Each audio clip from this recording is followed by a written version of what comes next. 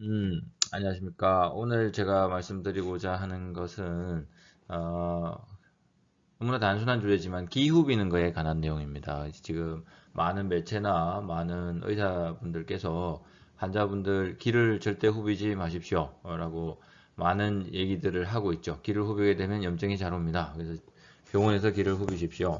후비지 마세요. 이런 얘기를 많이 듣죠. 그래서 진료 현장에서 보면 좀 안타까울 때가 많습니다. 환자분들이 병원에서 기를 후비지 말라고 했는데, 내가 기를 후볐다. 나는 너무 힘든데, 너무 가려운데, 집에서 전혀 후비지 않는다. 이렇게 얘기하시는 환자분들도 있고, 기를 왜 의사들이 자주 만지지 못하게 하는가? 기를 자주 후비게 되면, 우리가 이제 외이도에 있는 상피세포가 상처를 받습니다. 이 상처를 통해서 세균 같은 것들 침입하여 염증이 좀 잘 생기게 되죠. 그래서 이제 자전 외이도염이 있거나 이런 분들은 만지면 염증이 오고 염증이 오니 가렵고 이런 악순환이 좀 되게 되는 겁니다. 그리고 특히 이제 이런 그 잦은 외이도염이 잘 생기는 분들은 기를 후비면 염증이 좀 잘 오는 것은 사실입니다. 자, 그렇다면 정말 기를 후비지 않는 것만이 최선일까? 사실 우리가 살아가면서 기를 만지지 않는 것은 후비지 않는 것은 너무나 어렵습니다. 너무 어려운 방법은 좋은 방법이 아닙니다. 일반적으로 사람들이 많이 힘듭니다. 제가 주장하는 것은, 제가 제안 드리는 것은 기를 후벼도 된다는 겁니다. 기를 만져도 되고, 하지만 어떻게 만질 것인가 방법론적으로 제가 진료실에서 많이 환자분들께 권유 드리는 방법입니다. 의사인 저도 많이 기를 후비게 됩니다. 가려울 때, 그럴 때마다 어디 병원에 갈 수도 없죠. 대부분 그렇게 만져도 문제가 없는 경우가 많죠. 많지만, 확실히 염증이 생길 찬스가 높아지는 건 사실이죠. 그렇다면, 만지지 못하게 하는 이유가 염증이 생기는 이유니까, 그 염증이 오는 이유를 차단해주면 기를 만져도 된다는 겁니다. 제일 간단한 방법은 제가 환자분들께 제일 많이 설명드리는 것은 약국에 파는 요오드입니다. 일명 포비돈이라고 하는 거, 요거 약국 가시면 한 500원, 700원 주면 사실 수 있을 거예요. 요거를 면봉에다가 묻혀가지고 기를 후비시면 됩니다.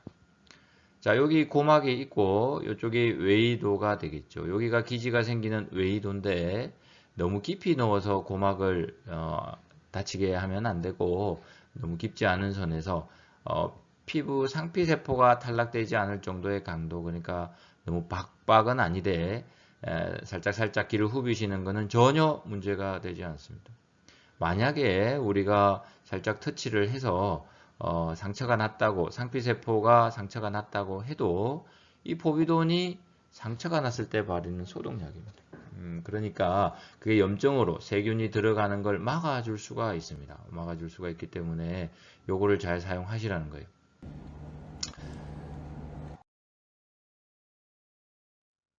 어, 요 포비돈은 상처에 바르면 소독도 되고 2차 감염을 방지를 해줍니다.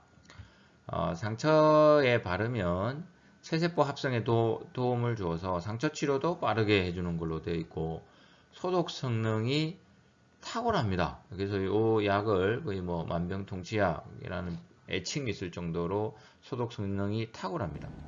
요드는 세균, 바이러스, 곰팡이 등 모든 병원체를 소독을 할 수가 있습니다. 상당히 소독력이 탁월하고 조직 독성이 과산화수소수나 알코올에 비해서 훨씬 좀 적습니다. 그래서 가끔 귀 안에 가산화수소수로 소독을 하시는 분들이 좀 많죠.